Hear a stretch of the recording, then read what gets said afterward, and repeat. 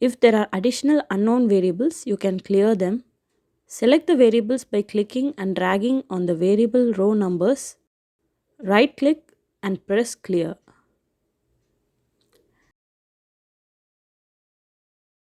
You can add labels to the variables by editing here. Labels will ensure that the analysis we do later will have proper titles or headings.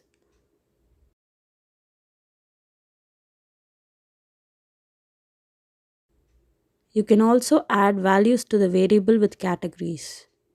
Values will be helpful in displaying category names in tabulation or other subgroup analysis. To do that, click on the three dots that appear on the values column for the required variable. Type the value entered. For example, in my Excel data, I denoted F as female and M as male.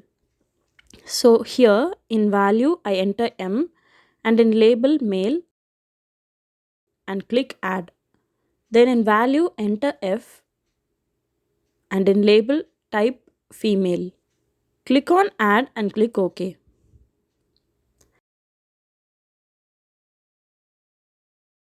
We can change the measure. If it's numerical data, select scale. If there are text and data or categories without order, select nominal. If there are ordered categories, select ordinal.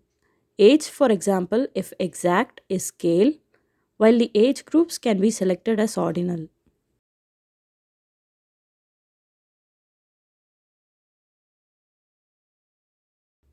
Do other adjustments as needed and save the file by clicking on the save icon. Type file name. Check if the save as type is .sav and click save.